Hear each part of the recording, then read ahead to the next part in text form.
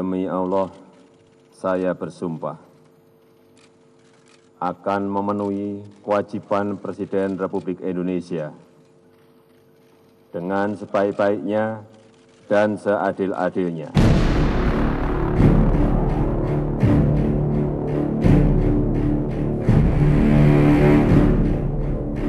Nah iya dulu saya itu bela Jokowi, tapi sekarang Jokowi jadi begini setelah udah jadi. Pembangunan mandek ya, memang banyak gitu, sini bangun ini, sini bangun ini, tapi nggak ada yang selesai.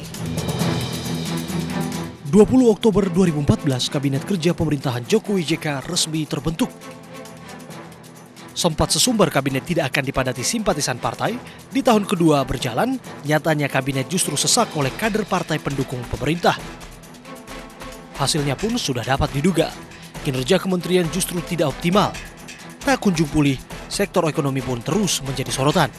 Secara politik elit sebetulnya Pak Jokowi semakin kuat. Secara opini publik di akar rumput juga semakin kuat, tetapi PR di akar rumput itu masih banyak ya, terutama berkaitan dengan masalah-masalah ekonomi. Layaknya seorang pemimpin, Presiden Joko Widodo selaku nakoda negara tetap optimis menatap 3 tahun sisa pemerintahan. Presiden percaya kebijakan menggiatkan infrastruktur akan memulihkan ekonomi Indonesia. Dalam mengelola apapun, dalam manajemen apapun, kita harus memberikan edukasi yang optimis. Oke. Ada persoalan, ada masalah, ada tantangan, ya itulah menariknya sebuah pengelolaan sebuah masalah. Kini, 71 juta pemilih Jokowi JK saat Pilpres silam tentu berharap pilihan mereka menepati janji. Revolusi mental dan nawacita sedianya menjadi nafas pemerintah dalam melahirkan kebijakan.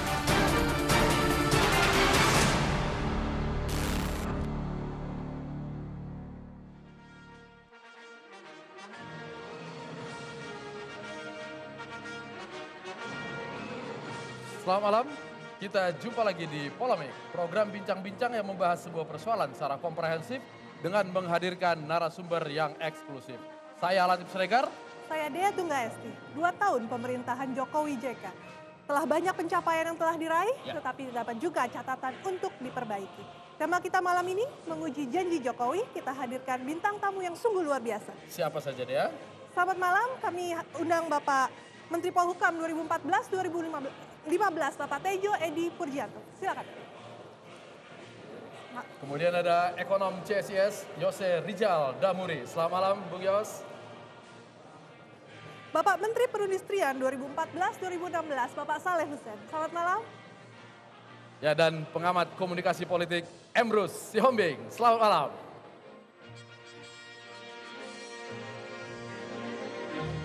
Ya Dea, dan kita masih menunggu 2 tamu lagi, Ibu Menteri Sosial dan Menteri Pertanian, karena macetnya kota Jakarta belum tiba di lokasi kita malam hari ini.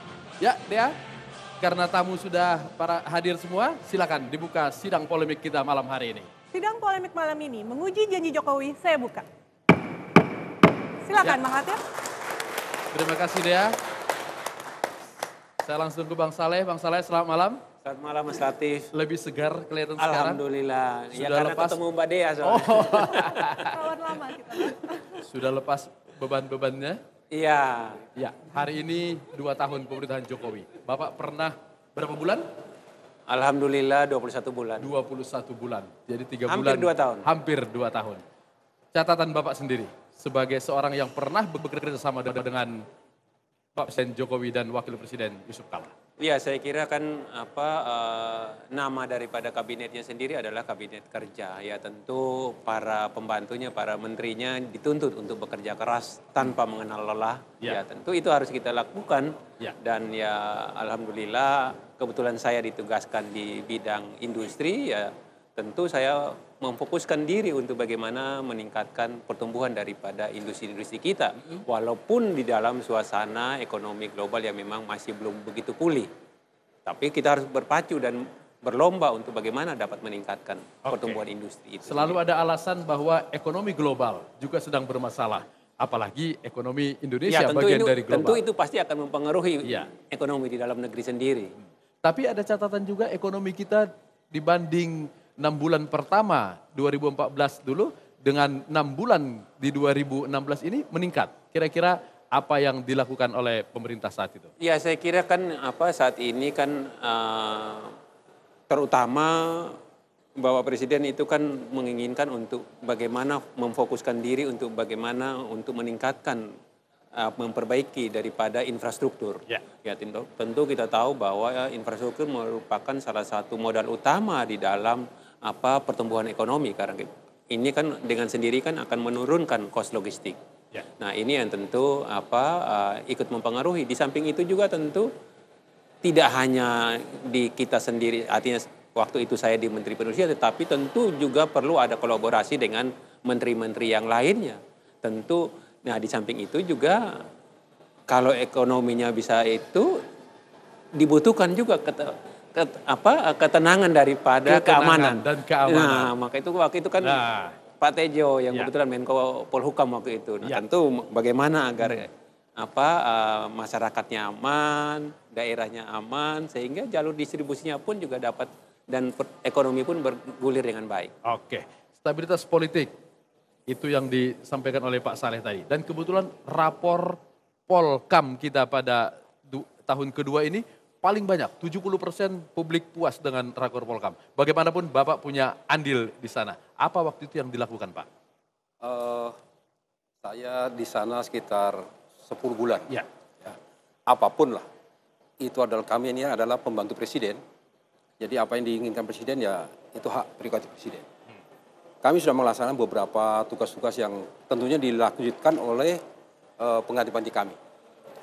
Saya melihat sekarang ini status politik stabilitasnya sudah cukup baik sekarang. Namun masih ada beberapa PR kita di sana, yaitu masih ada beberapa partai politik yang masih belum solid di sana.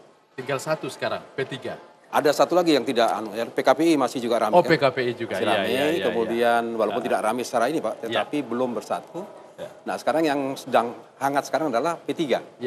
Nah P3 ini kaitannya tentu kan dengan pilkada ini. Nah inilah yang menjadi sorotan masyarakat sekarang, bagaimana kalau nanti ini beralih dan sebagainya, apakah Pak Agus ini masih bisa dan sebagainya. Ini yang masih ramai di sini. Itu PR-nya tinggal itu saja kalau menurut saya. Sejak zaman Bapak seolah-olah pemerintah itu intervensi kepada partai politik. Apakah memang itu disengaja sebagai bagian dari untuk menjaga stabilitas pemerintahan? Kalau intervensi tidak, ya.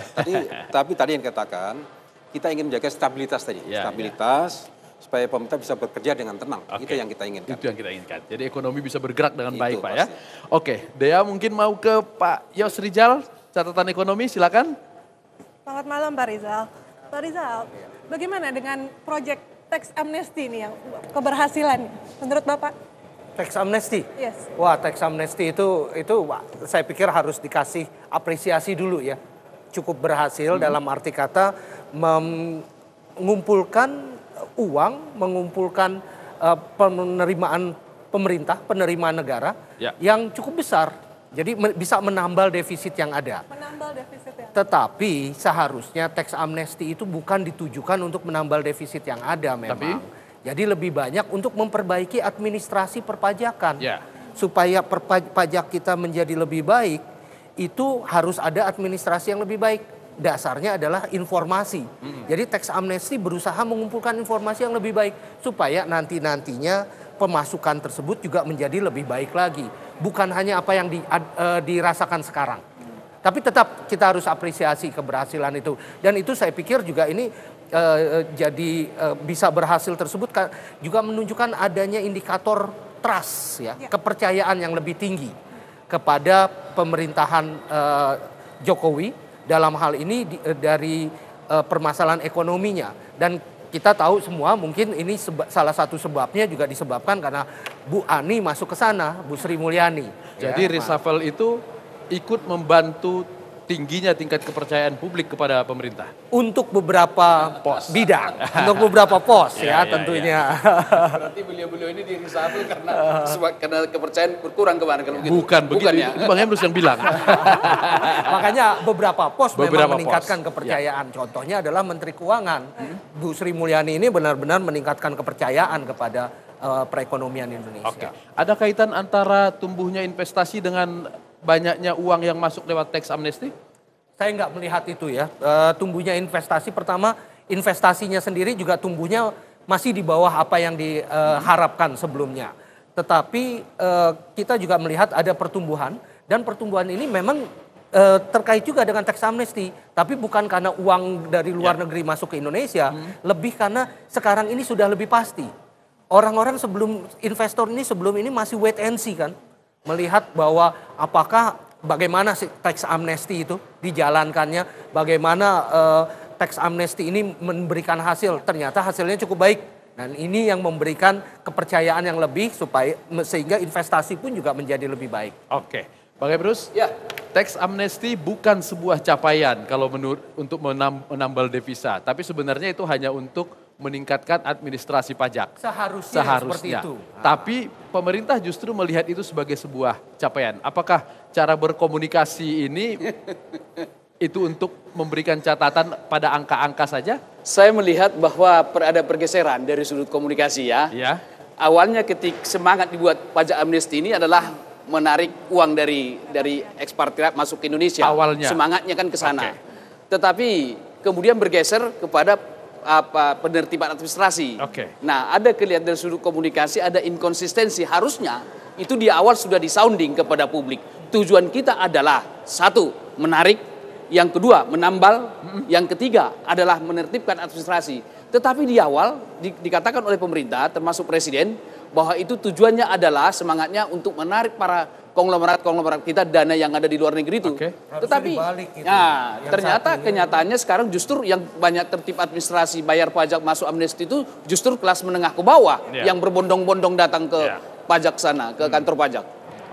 Jadi Anda melihat ketika 2 tahun ini kemudian ada 2 tahun Jokowi dalam angka, mereka memasukkan tax amnesty sebagai sebuah capaian, justru bergeser dari niat awalnya. Oleh karena itulah ketika mereka mensounding pertama sekali adalah semangatnya ke sana. Tetapi bergeser ke sini. Saya terus terang wanti-wanti, pada periode kedua, beliau mengatakan periode pertama cukup berhasil. Saya garis bawahi kata cukup ya. Tapi periode kedua dan ketiga, apakah itu capaian bisa tercapai nanti? Saya tidak tahu. Tapi terlepas dari situ, harusnya dari sudut komunikasi, koordinasi dan komunikasi harus ada sinkron dari awal, pertengahan dan akhir. Itu yang tidak saya melihat. Jadi ada panggung belakang, depan, panggung tengah semua harus. Jadi tidak boleh ditambal di tengah gitu ya. Dan juga kalau kita lihat yang ikut tax amnesty ini hanya 800.000 orang sekarang ini. Itu artinya dari total sekitar 25 juta yang terregistrasi sebagai wajib pajak ya. Itu artinya cuma sekitar 4% ya, dari wajib pajak yang terregistrasi.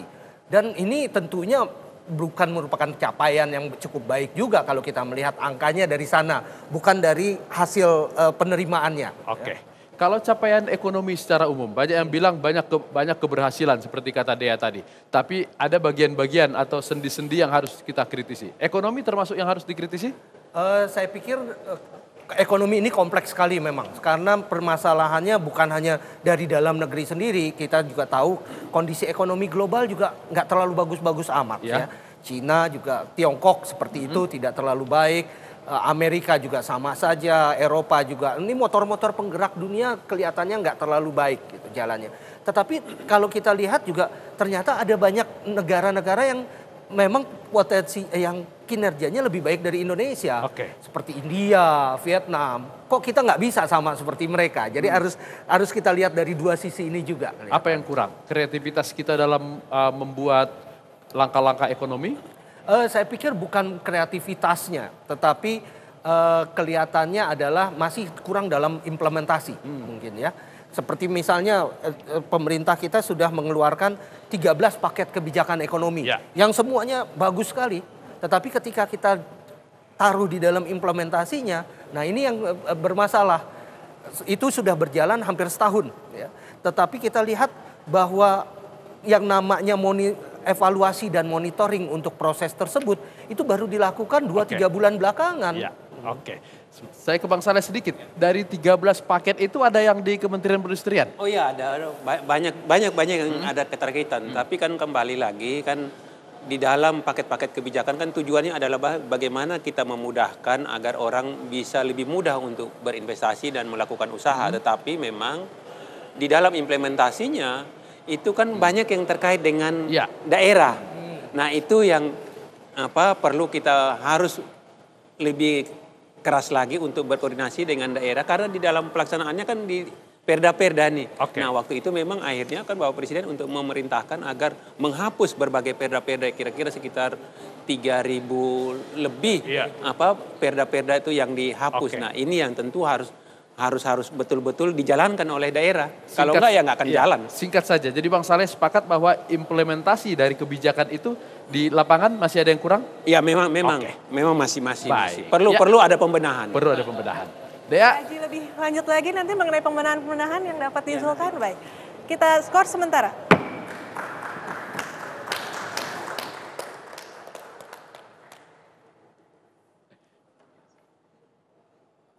Macet sekali depan ya. Bapak tadi jalan katanya ya? Jalan